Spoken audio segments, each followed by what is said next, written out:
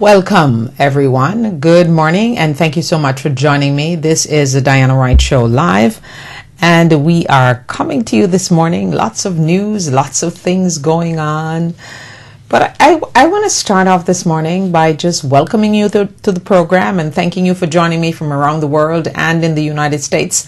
And of course, just go to the process of talking to you about loving yourself and how important it is to do so. And our crusade, which is that it's simple. I love me, you love you, love will come to you. Forgive, because it takes a weight off of your shoulders to forgive. Yes, it does. And also to take care of yourself. Forgive yourself for all the things that you may have done, or the baggage that you're taking around for years, or something that someone said to you when you were younger and you absorb it and keep it and just don't give over it. My goodness, if I should have done that, oh, my stepfather would have ruined my life. But you just have to figure out a way to just take life and all the bad things that happen to you and just put it aside and continue your journey of life. Because bad things happen to all of us. I don't want you to think that, oh, because you're going through a bad time right now, God is punishing you. Or, yes, we all say, why me, when things happen, but why not me? Maybe, as everyone tells you, God chose you because he figures you could handle the problem, and he knows that you will then go on to give glory to his name because you have a voice and you like to talk like me, or it's in you that he will lead you to write a book called Deadly Negligence, tell your story, and be able to go out and get the story told and get the book in people's hands so they can still understand and know that God is still in the business of working miracles. So yes, we get frustrated when our prayers seem not to be answered. We get frustrated when God seems to not complete our miracles, because we expect him to. We know he can because we read the Bible, and unless the Bible is telling us lies, he performed miracles every day. His ministry was only 3 years long, but he did so many great things. So what is our little problem for him to solve? And I leave that to say how important it is for us to pray. It's not all about the singing in the church and the clapping of hands all the time. It's just sometimes that quiet moment that you speak to your God and you let him know how you feel, what you feel, and wait for him to answer. Because I'm telling you, sometimes you go through some deep, soul-searching, quiet moments, whatever they call it. You can do it just by exercising and lying there, and in your breath, the breathing between each set, things come to you. God speaks to you in those moments. And I don't want people telling me that I need to pray on my knees or I need to pray at a special time or all that. You pray anytime your spirit feels like you need to speak to your God, whoever your God is. But it's so interesting that when you pray, you feel relieved. You might not be getting the answer immediately, but you instantly feel relieved. I'm telling you, I sometimes stand up in my shower and say, God, you must do this. You need to help me. I cannot do this on my own. I need your help to guide me through this process. What should I do next? Show me the way. Give me guidance.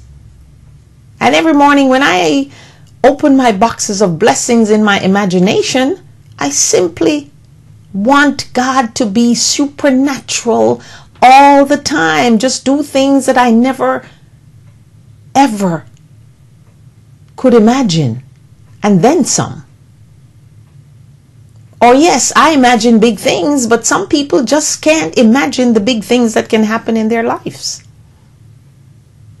So we just have to be not optimistic, as in the word optimistic, but be faithful and be in faith and understand and know.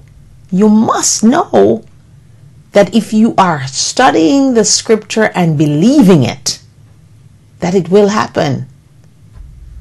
But we are so much in doubt sometimes, and we feel so frustrated, and we just want God to move right away, that you just don't know. And we all have our moments of weakness. But I'm asking you this morning, as we begin this new week, it's Monday. We just ask you to never give up. I'm simply just asking you to have faith, trust, and believe that whatever you're asking God for, He will deliver. Because I expect Him and supernaturally know that He will deliver for me. So I'm just sharing that with you to get you to be on the same train with me and ask you to keep praying. Don't give up.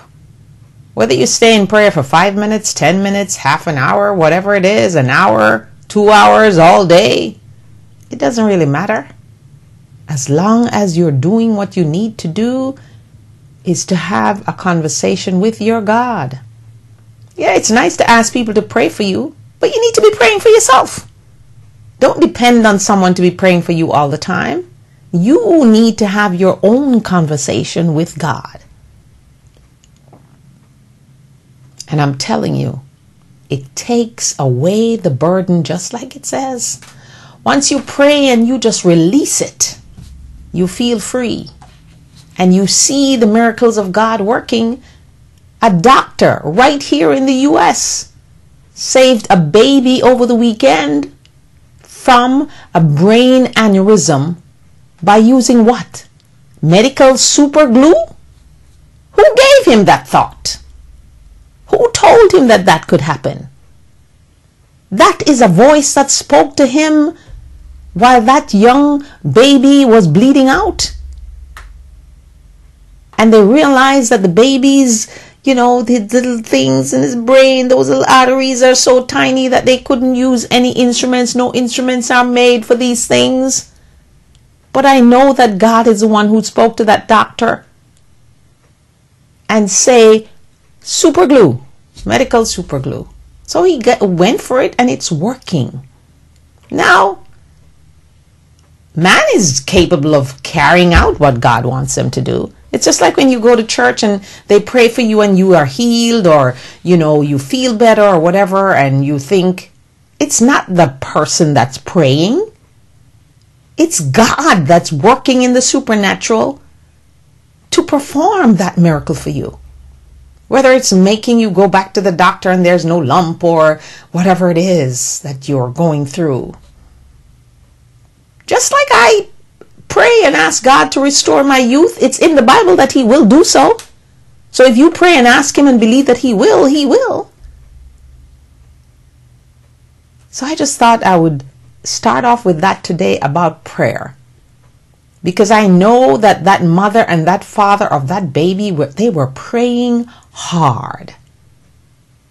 And through their prayer, the doctor got the word from God, the supernatural God, to use medical super glue. Who knew that super glue could be so powerful and could be used in a situation like this? And they say, praise God, the baby is doing great. So what is your miracle that you're expecting or praying for from God today? I just use that to say to you, don't give it up.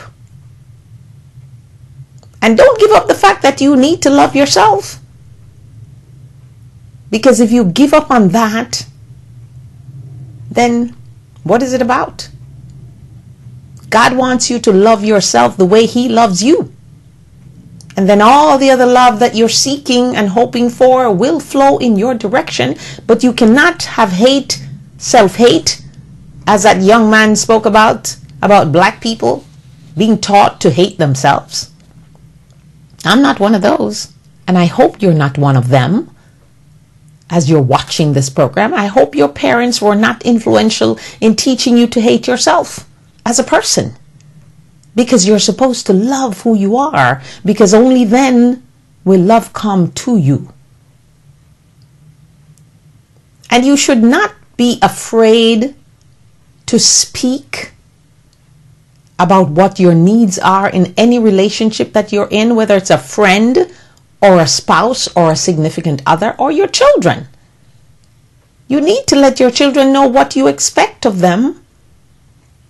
Friends, same thing. Husband or boyfriend or girlfriend or wife. We must decide to stop living our lives in fear. Fear cripples you with just about anything and everything you want to do. Fear of failure. Okay, so if you fail at something, then, you're learning something from that failure. And you move on, and the thing you learned from this failure, you will not repeat in the next project you take on. So I'm just asking you to do that. Is that too much to ask? No, I don't think so. Just like I ask you to tell a friend about the show, give us the thumbs up and like us on Facebook, all of that. It's the same thing, trying to help each other to move from where we are. We should get up each day and ask God, what can I do to help someone else today? So that's my purpose. Is to find ways to help you, whether it's through Wellness Wednesday with Dax, or whether it's, Men Speak on Thursday evenings with Dax and Vanya, and we talk about things that men are expecting, or whether we talk to Dr. Melanie Simpson on Tuesday evenings about medical things that you are not even thinking about, or that you want to ask but you're afraid to ask. And we ask you, I beg you to join the conversation, because we want to hear your voice. Because only then will we know that what we're doing is helping. And yes, a lot of people are watching television, but a lot of people are watching their computers on the internet now for shows like this one that can truly speak to you and allow you to interact. Because those shows on NBC and CBS and ABC and CNN, are you able to interact with anyone? No, you're not. So here's an opportunity for you to interact and speak.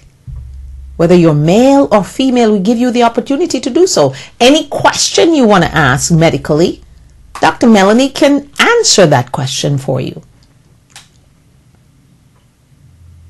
So whatever problem you're having today, I ask you to release it. Whomever in your life that you haven't forgiven, whether it's your mother, your friend, whomever, release it. And pray about it and ask God just to give you the right direction. But just don't give up. Don't give up on people. Don't give up. I see parents giving up on their children because they're behaving badly. And then that same child turns around and do great things. And then they go, oh, I'm so proud. But do you remember what you were almost about to do to that child? You were almost about to give up. So giving up, living in fear, please take those out. Put them in the bin, the garbage, destroy them. All the negative people around you, kick them to the curb. You don't have to have a lot of friends to do anything. You just have to have some good, reliable friends. Friends that keep their promise. Friends that say to you, I'm going to do something for you, and they do it. But when they disappoint you, you have to be able to look into yourself and say, should I dump this person or should I not? They made one mistake. So should I just look at that as not being loyal enough? Or then just move on? But no, you should forgive and see how it works out again. I believe in giving people a lot of rope to hang their own selves.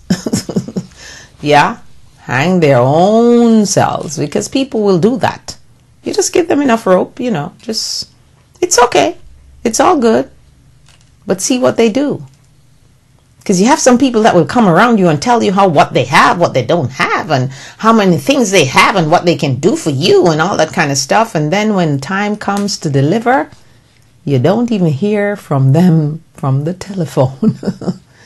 So those people, you just want to, just say, God, I love them, but, keep them away from me. Take them away from me. I want people who are loyal, who will keep their promises, who will do what they say they're going to do, who will say what they mean and mean what they say. Those are the people that I want around me, and I hope that you find those people around you too. Which leads me to infidelity. I was watching a series of shows about infidelity. And, you truly wonder how you deal with infidelity? You will find out. But what the person said, I think it was a psychologist. He said time and consistency from the person who committed the infidelity crime is the only thing that can heal it. Jumping up and down, going crazy, crying, doing all those other things will not do it. Healing infidelity simply means it's going to take time, and the other person, the person that committed that crime of infidelity, must be consistent with what they do from that day on. And I want to speak to something else right now. I want to speak to the folks. A lot of folks are calling about the ads that are running between the shows or while I'm talking. The ads that are running are only seen in America. So if you're watching me from Europe or in the Caribbean or something, you're not affected. These are US ads. But you can download something that's called AdBlock Plus. And it should block the ads from the show. But then again, if you are, annoyed about that, you watch the show live and then you can go on YouTube or on my website and watch the show without the interruption. How about that? Because a lot of folks get totally annoyed with those ads, but there's nothing you can do about it. Yes, there's something you can do about it, but it's going to cost so much to do something about it. Unless you're willing to sponsor that segment of the show where I can pay that money each month, then we have to just be, mindful of it. So let me go back to the infidelity. So AdBlock Plus will help you to get rid of the ads, especially if you have an Apple product. Yeah, like an Apple computer or an iPad. Just AdBlock, and all devices it's supposed to work on. I'm not so sure it works every time, but it works, okay, because I've tried it myself. So AdBlock Plus, and then infidelity. If your husband or your wife committed that crime of infidelity, because I call it a crime, because it really is a crime, because you feel like you're sleeping with the enemy, you truly need to give it time,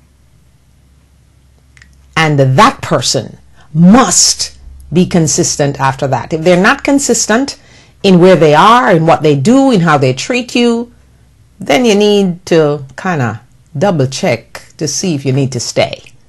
All right? So, Nelson Mandela.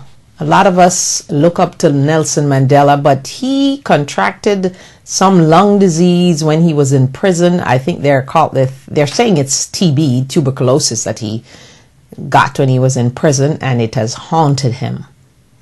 And now we see the 94-year-old is in serious condition in the hospital. So we're just asking you to pray for him. Yes, I know he's supposed to be praying for himself because I just said that. But now he's in a position that he needs your prayers. And see how long God keeps him. But did anyone ask Nelson Mandela if he just want to go home to his God? Because, we all want to keep our loved ones here. But if we keep our loved ones around and they're suffering and struggling and in pain and not living life, is that the way we want them to be? No. If I'm going to be around when I'm 100 or 120 I want to be like Abraham and Sarah. That's the kind of life I would like to have and want to have and expect God to give me if he's going to preserve me for that long. Like this woman that's in France who is 122 years old and is still doing her daily stuff. Now, that's the life that we want. So I'm not so sure that Nelson Mandela would want to be living this way. And there's lots of controversy about the fact that, his medical information should not be getting out because he's now a private citizen. No, you're not.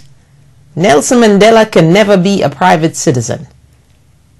From his being in jail all those years, or should I call it prison, all those years, how does he was president in South Africa? So you then become a private citizen? I don't think so. So, people are saying all of that and we don't need to know. Yes, people need to know. So why are you saying people don't need to know if you're asking them to pray?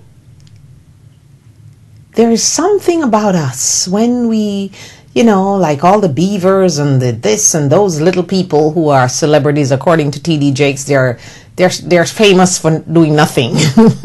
And those housewives and those people. Once they get that fame, all of a sudden, they hate the media. And they hate the paparazzi. I'm here to tell you as a journalist that the media made you and the media has a right to know what you're doing. I'm not saying that the media should invade your privacy with your family and that kind of stuff. But if you're in public, what's the big deal in just stopping and getting a photo? When you weren't famous, you would have done that. But all of a sudden, all these celebrities, they don't want their picture taken in public. They're blocking the camera. They're kicking the paparazzi. They're doing all kinds of crazy things. Wow. And they're having these secret weddings that they don't want anybody to know about because they're going to sell the photos to People magazine and make some more millions. Oh my goodness, it's tiring. When you weren't famous, you want the media at your door. When you are famous, you want to kick the media to the curb? I don't think so. That cannot be the right road to travel. So all you stars and celebrities that are complaining, you need to shut up. Because when you weren't stars, you were begging the media. You were doing all kind of crazy things to get the media's attention. But now that you're big and you're making your millions, you don't want the media anywhere around? I'm insulted by that, and I don't accept that. And all of a sudden you all build some walls around you like you're God or something. You're not gods. You're just blessed. And you should accept that blessing and be nice to the media and the paparazzi. Because I am positive that if the stars, when the paparazzi are around, just stop and give them a pose, those paparazzi are gone. They will get so tired because those pictures will not be worth that much anyway because you are in agreement. But the more you resist them is the more they're going to pursue you to get that picture that is going to make them millions. So we need to just stop killing the media. Even the politicians kill the media when it's convenient for them. But when they want to have a press conference, they want the media to be there to hear their whatever stupid stuff or lies they're going to tell the people. And that leads me to this.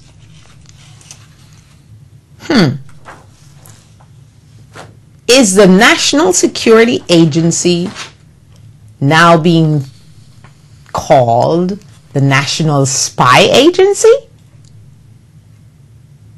And how does a 29-year-old guy who has no high school diploma gets to be in a job that he has access to all our secrets? Oh yes, he said he even could know what President Obama was up to.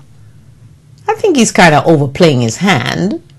So I agree with the senator from New York, Mr. King, who said that he is labeling this guy a defector.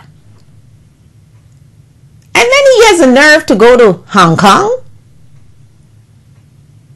And then he plans to go to Iceland. Oh my God, Dax, you're going to have big problems in Iceland as you take your journey today to get there.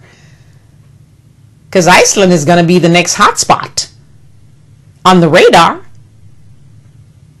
Because this 29-year-old high school dropout just happened.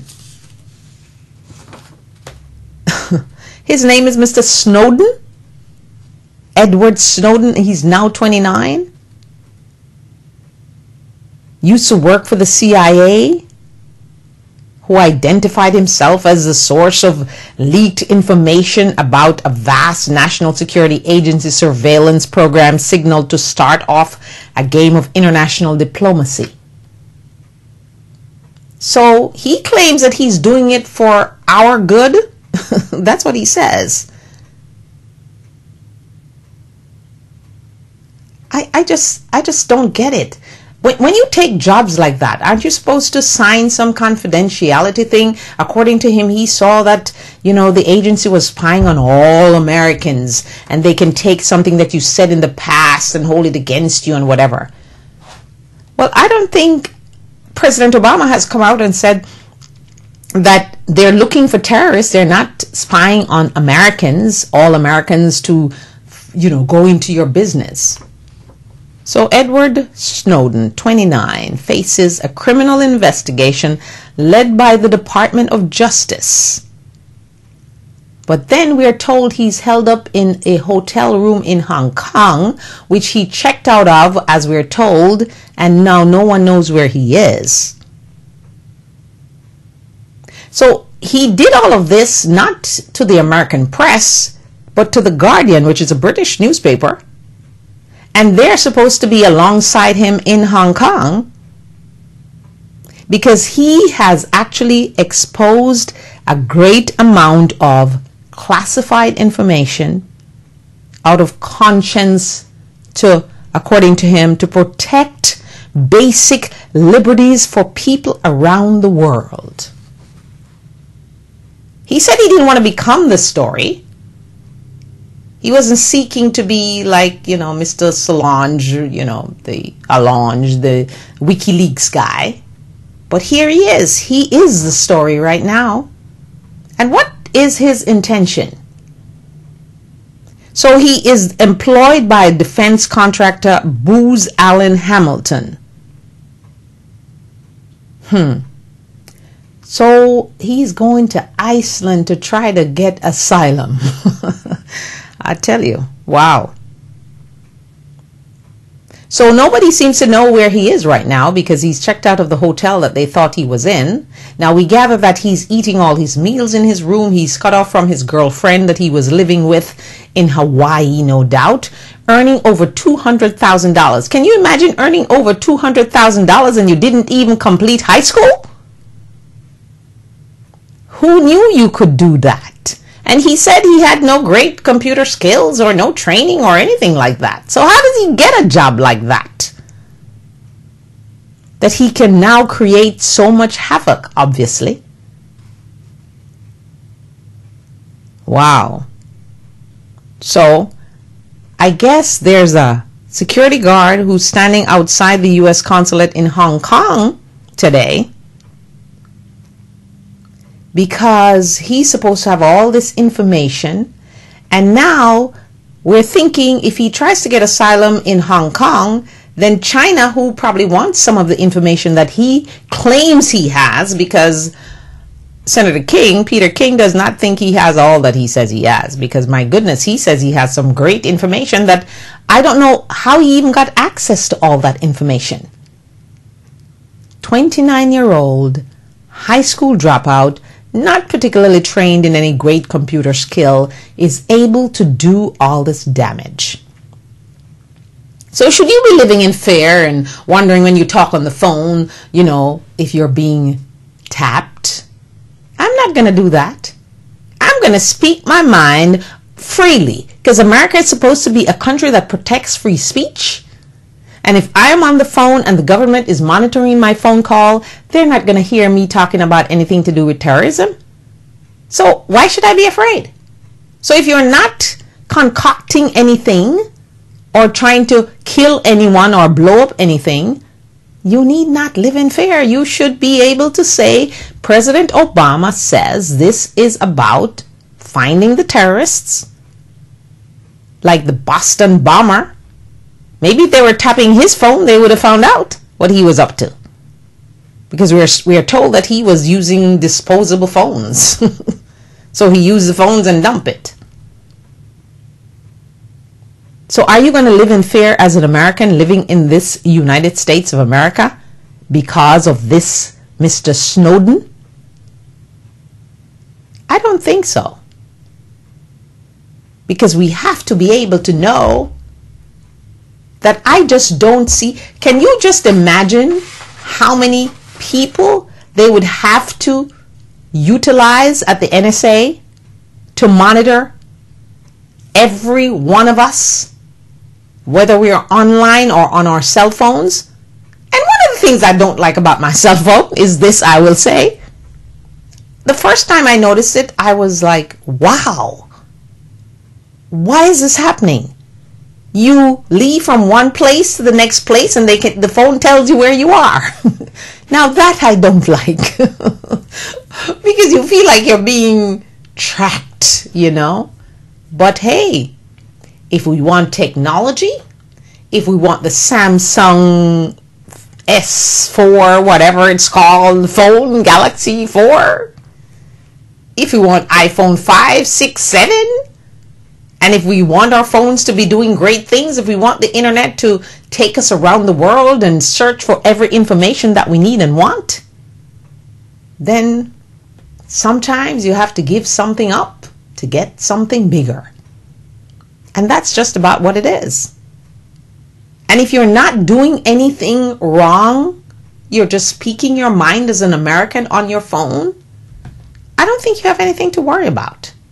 But everyone is making this out to be some big spy story. The government is spying on all of us. And we should be afraid. And this young man who decides that he, quote, is doing this because he wants to protect the basic liberties for people around the world. What a responsibility for you to try to take on at 29 years old, my brother. I don't think that's your responsibility, because I think you just created a scene now where a lot of people are going to be fearful of talking on their phone, of going online and researching things. If you go online to research things and you're doing it innocently and you're not trying to do any harm to anyone, I can't imagine why that would be of any interest to the NSA. That's just my piece on that. And here's a disturbing story. A suburban Minneapolis high school cheerleader is accused of prostituting a younger student by creating an online ad. And here is when the online becomes dangerous. This is more dangerous than the government trying to watch us or see where we go or which websites we go on. So she created an online ad and taking her to see potential customers. She pocketed $60 in one case. Now, $60, is that worth her while? She's a cheerleader. She's promising. I hear she's a smart student. And this is what she does with her brain. Monsha Marie Parker. She's 18. A Maple Grove high school student. She faces felony charges now of sex trafficking and promoting prostitution. So she's scheduled to appear in court June 12th. That's day after tomorrow. Today's the 10th, I think. Yes, it is. Parker was a senior at Hopkins High School when she allegedly set up a Backpage.com. I don't even know what that is, and I'm not going to try to find out what it is. Backpage.com ad for a 16-year-old driving her to an apartment to have oral sex or cunnilingus with a man and taking the $60 the girl made. Authorities allege Parker and the girl drove to another home the next day but left after the man refused the cunnilingus. The girl's mother called police after reading text messages between her daughter and Parker on the girl's cell phone. Oh, your cell phone will always give you up. My goodness, the 16-year-old had mentioned to others, now she has the nerve to do this, that she's trying to make some money. And this is the only way she knew how to make some money, by prostituting someone else's child. So Parker sent the girl a Facebook message and text message about how she could make money having sex, requesting that the girl send her photos of herself. And this is one of the reasons I tell my daughter, send no picture of yourself online anywhere to anyone, especially without your clothes, because it can be dangerous. Yes, you're going to put your picture on your Facebook page, which is only open to the people that you want to communicate with. That's a different story. But remember that young woman who sent naked pictures to her boyfriend? And you remember the disaster that became of that? She ended up hanging herself. And then there were stories of other young women sending their pictures of their vajayjays to boys, and the boys just spread it around the school. You got to be careful, young people, what you're putting on that text. Don't let technology rule you. You need to be in control of the technology around you. So as I continue here, Parker posted the photos on Backpage.com. I guess Backpage.com must be some kind of X-rated website. I don't know. I haven't checked and I won't check. Listing her phone number as the contact. On March 5th, the girls left school and went to an apartment building. When the younger girl returned to the car, she gave Parker the $60, and Parker deposited it in her own bank account. The next day, Parker pretended to be the girl's mother and called the school to get her excused from school. The girls left school and went to a home where the girl was directed to have sex with a man. She, Andrea Sanderlin, is not an actress. But her story, this is another story. Because this one with this young girl, I just don't get it. Our desperation for money, $60. You're going to give your body away for $60? I just cannot begin to understand that. I just cannot begin to fathom that. Because I think that is just simple insanity. I think it would have been better for her to go on Facebook and beg $60 than to try to sell someone else's body for $60. How shameful. And what is it about that teenager that she's only 18 and then she could take a younger person? What is it about that younger person's self-esteem and self-confidence that made her agree to something that is so destructive? This will follow them for the rest of their lives. And the 18-year-old, if she gets thrown in prison, her cheerleading career that she probably was heading for is gone. I just feel for her parents. I truly do feel for the parents for both of those girls. Because what is it that they're missing at home? Or what is it that they're feeding themselves either on the internet or wherever that they would decide to do something like this? As parents, we really need to search and know what's going on with our teenage girls and boys. Because when I read stories like this, it just gives me pain.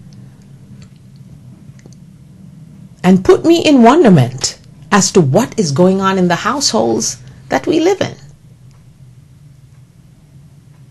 $60? Oh my goodness, it can't even buy a decent outfit.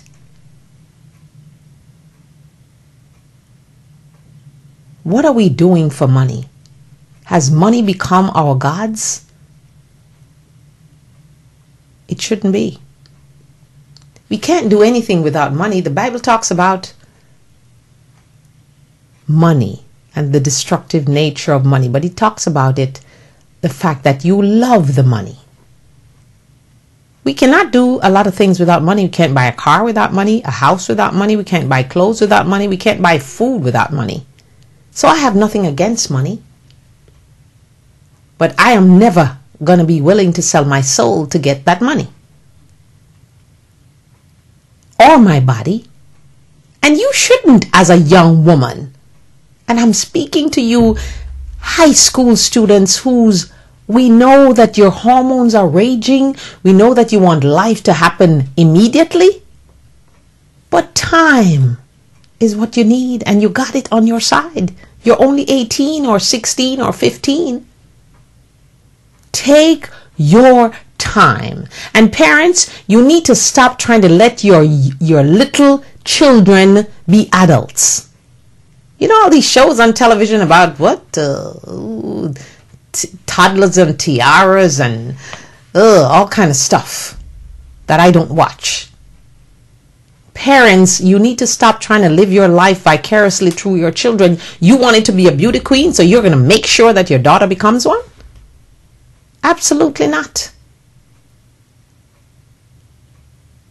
So you were poor and you want your daughter to be rich by selling your soul on television? And what is this one? Honey Boo Boo or something like that? It's just a sad scene. We're losing our morals. We're just losing. But then some of us, we think that the American society encourages us to lie. Because it does. Because it seems sometimes that when you are about doing the right thing, you get nowhere. But as soon as you go out there and do something crazy or something bad, your name is in the news and you have your couple minutes of fame. Huh. Wow. But those minutes of fame can be just gone in a moment, in an instant. Because what you did was immoral. We need to get our morals back. And no one has anything against money. I would love to have millions. Because the more I have is the more I can do.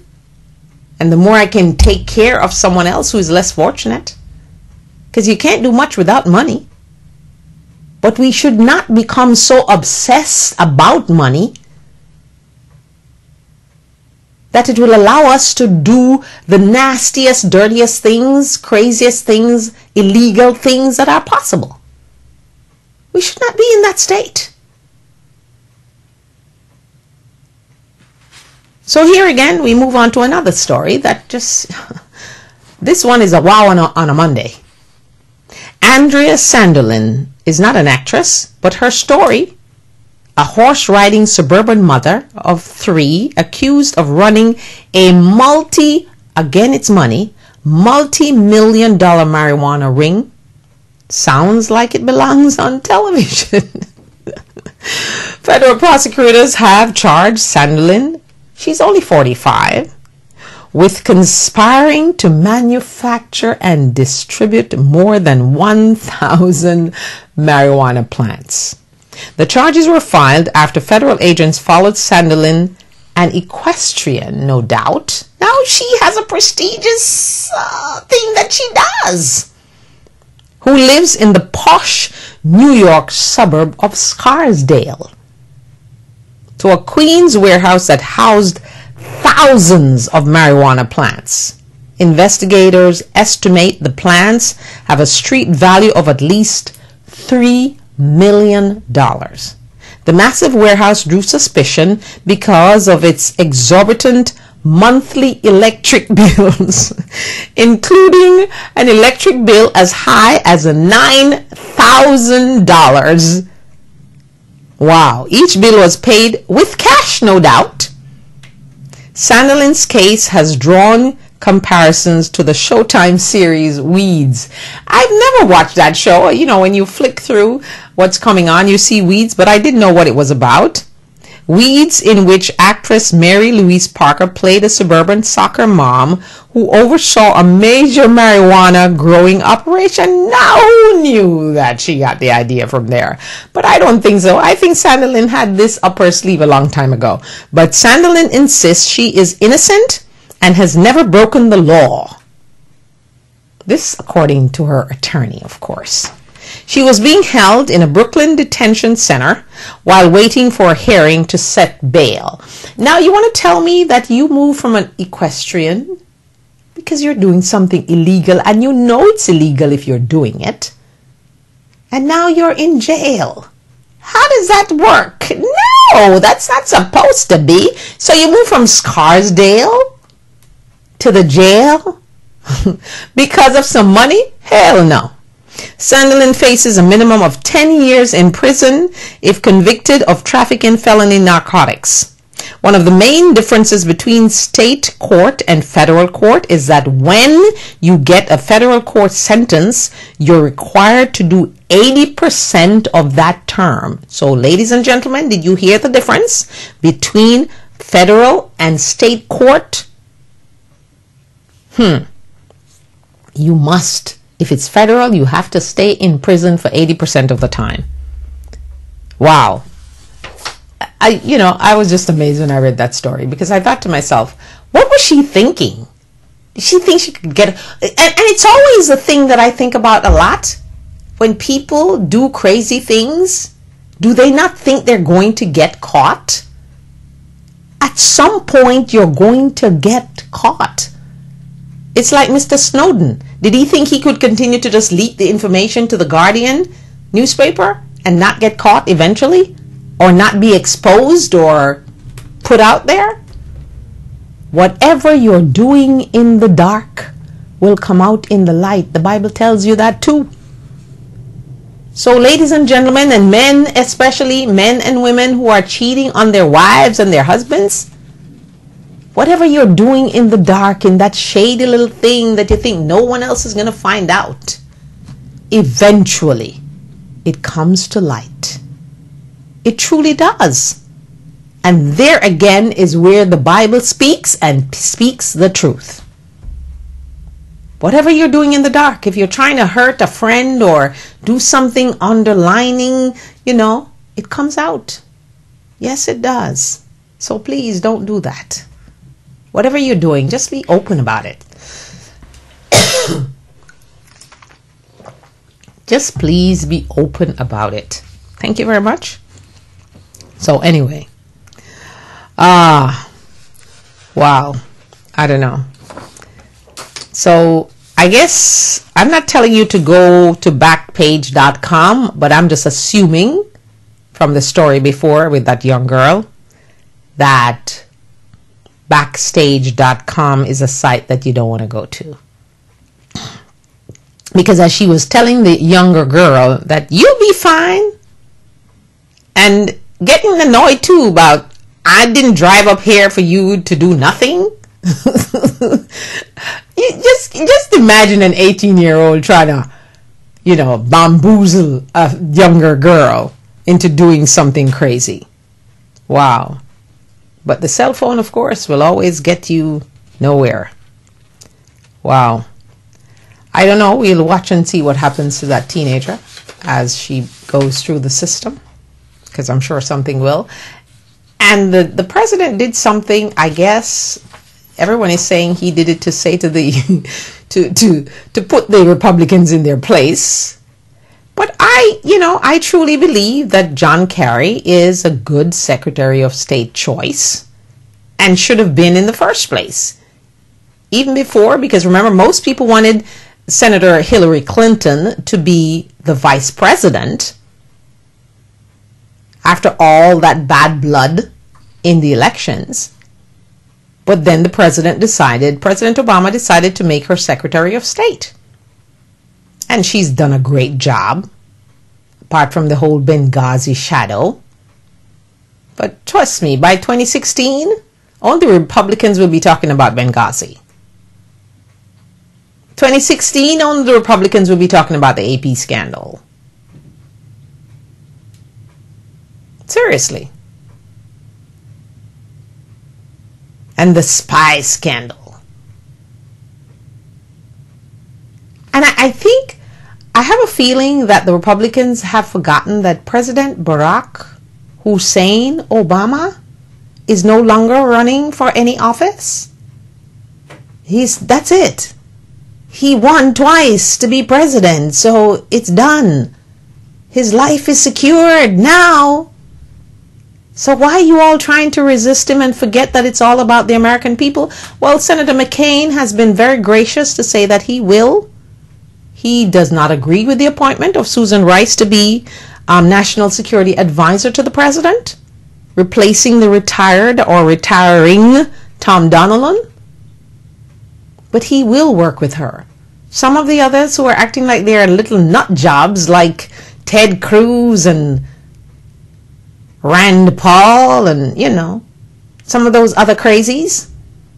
Because I truly wonder if those people don't even understand that they were elected by the people to go to Washington to do the people's business. And it is about the American people, stupid. It's not about President Obama. So when are they going to wake up and smell the coffee, the roses, or whatever they need to smell, the perfume?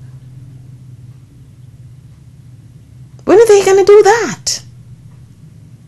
Aren't you asking yourself that question every day? When is our business going to be important to the people we elected to go to the Senate and to the Congress? Especially the Congress.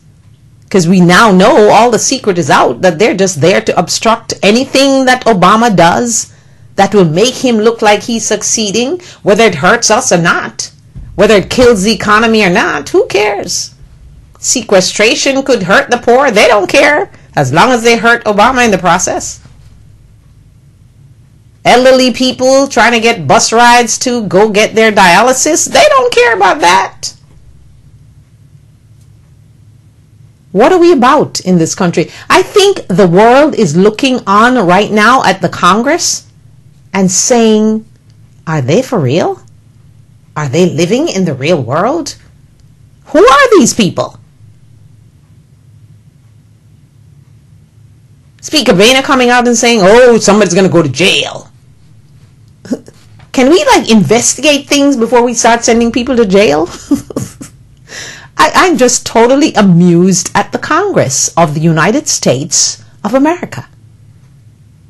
Because I truly believe that they have forgotten why they're there.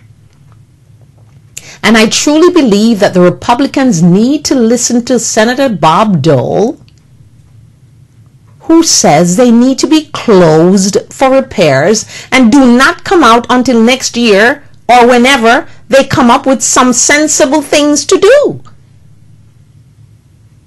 And everyone is just talking about 2014. Can we just get some business done before 2014? Leave it to me to talk about 2014, because April 30th is I Love Me Day in 2014. But that's a day that we expect that people will celebrate themselves and love themselves. So what? Are you guys just there to think about the next election you're going to win or lose? And you don't really care what happens to us out here? And I know they really don't care, because I had called the president's office one of the times, and I was being told by the lady at the White House at that time that, oh, the president doesn't make policies or, based on your experiences as the public. And then once I called the education people, and they're telling me, oh, well, they don't, the Secretary of Education, when I was trying to speak to Duncan, he's not going to listen to what you have to say and, and try to help you individually. And I'm thinking, are these people for real? So yes, it's all in my book, because I speak about it, because I know that you need to call these guys because you can, but you are appalled by their reaction, and not their reaction, it's their staff. Because I do know that if President Obama realizes what's being done to little people like me, who was promised something, by his office and not getting it, he would step up. Just like the other day, they didn't think they needed to tell him about what was going on in Cincinnati with the IRS. So they protected him, but yet he's being blamed for it anyway. I refuse to do that because I live in the supernatural. And if my request that was granted by the president is no longer being granted, not of any fault of ours, but because of some underling staff people who made decisions or making decisions on behalf of the president without consulting him.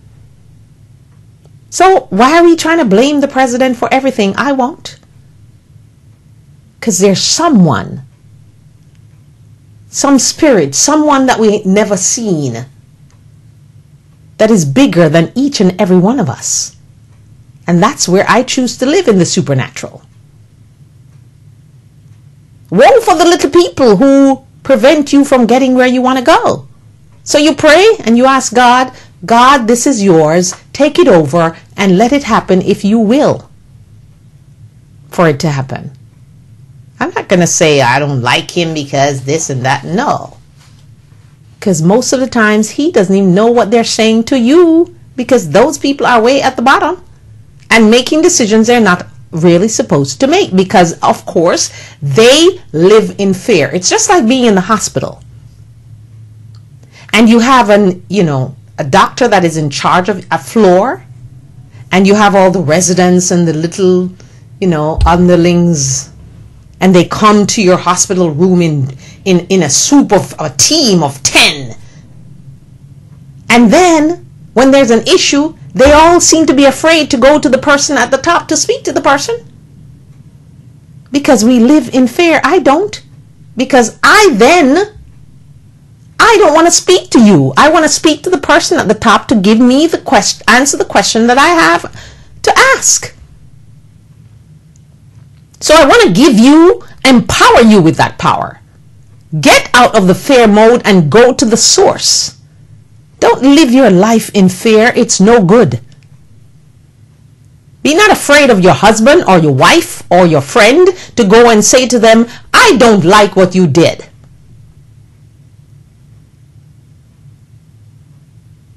And I would never have done that to you.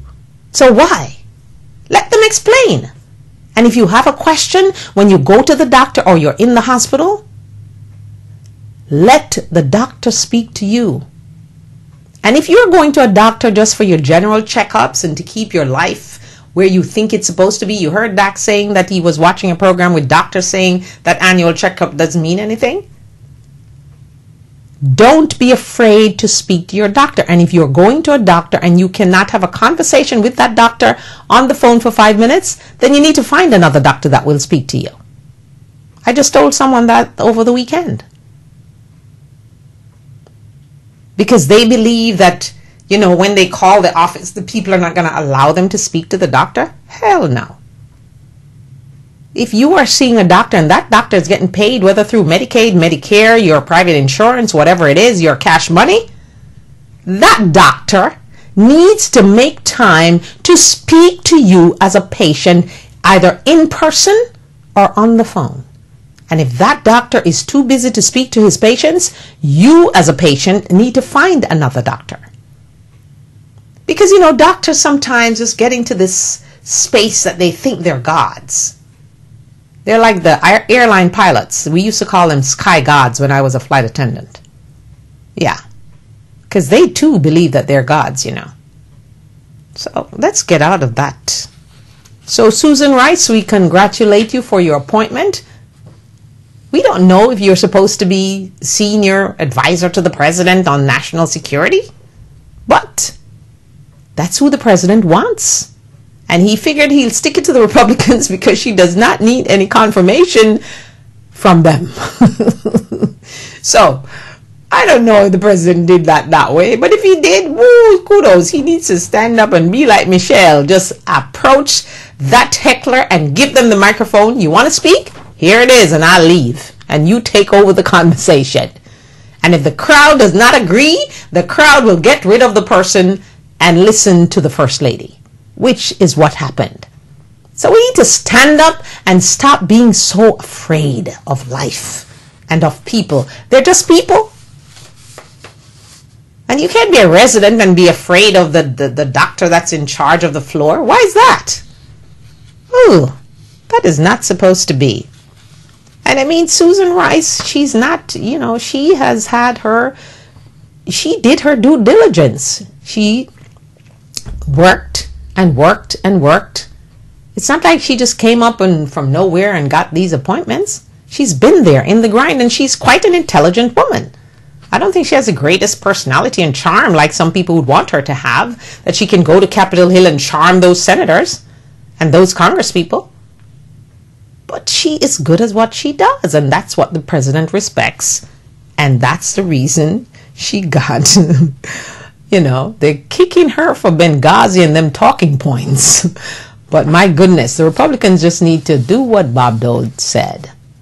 Close for repairs and come back when you have some good answers. All right, we're at the end of the show, and we thank you so much for joining us. But before I go, I must remind you of some things. You know that. That's the drill here. I must remind you, April 30th, 2014 is I Love Me Day. And I must remind you to stay prayed up every single day. How many times a day depends on you. Have a conversation with your God. And I must remind you that October 5 is a day that we are needing you to come to our white fundraising party that you will have a great time at. It's only going to cost you $30. And this is being done by Save a Life Jamaica Foundation, a foundation headed and started and created by Novelet Gale. So we are asking you to give her your support. Come to the party. Have a good time. Buy your tickets in advance, because tickets are now on sale. And if you're living far away in Iceland and you can't make the party, just go online. The great thing of the internet that's causing so much bad things, do some good with it. And give your $30 donation to Save a Life Jamaica Foundation. We will be very happy that you're part of the process. And when you give, you feel good about that giving, that you can actually help someone else to get glasses, help someone else to pay for a test that they cannot pay for that will save their lives, help someone to pay some of their hospital bills, to just go and see a doctor. Yes, help someone get their dialysis, help someone get a wheelchair that they need. So we are expecting your help, and we need your help. So I'm asking for it. And also, coming up June 15th, which is just around the corner. Again, boy, these dates just come up on me real fast. People 490 is having a recruiting drive June 15th. Starts at 9 a.m., ends at 1 p.m. It's a Saturday, so if you're not someone who is observing the Sabbath, or if you're observing the Sabbath and you believe that getting a job is so important that you can actually get a job so you can pay your tithes, then it's a good thing for you to take on. So People 490, go on their website. It's people490.com. Judith is the director, and she invites you to her recruiting drive come Saturday, June 15th from 9 a.m. to 1 p.m. It's going to be in Lauderhill in Inverary, so you need to get further information about that. And Judith will join me tomorrow morning inside the Diana Wright Show live, and she will give us her usual tips for those interviews, and I'm sure she'll give us some more information about the recruiting drive. She's also having a seminar for customer service in August. I think that's going to be August 3rd. And it's going to be from 10 a.m. to 1 p.m. So keep those things in mind. Write those dates down because it's important for you. And if you're an employer who need employees, she can help you with that too. So check out people490.com. Wednesday is Wellness Wednesday, but Dax is in Iceland. So we are keeping our fingers and our toes crossed that he can join us from Iceland. Wow! The Diana Wright Show live in Iceland. What a wonder that is going to be. So, thank you so much for joining me today. and thank you from around the world and in the United States. We appreciate you, we love you, and we ask you to love yourselves. Take the big word love and put it in between I and me and just simply say, I love me. If you keep saying it often enough, you will believe it. I promise you. And it will make you not live in fear. Get out of that fear and get out of that depression and that place of being sorry for yourself. I could have chosen that road, but I didn't. And I am feeling so good about it. You'll read all about it in my book, Deadly Negligence, coming to your Amazon.com very shortly. It will be there. Tell a friend, spread the word, and expect your miracle as you continue to live in the supernatural world that I live in. Join me and love you and no fear. Have a great day. As I say, ciao, adios, and au revoir. As I say, if you love something, set it free. If it comes back, it's yours. If it doesn't, it was never ever yours. Have a great day and stay prayed up and be blessed. Ciao.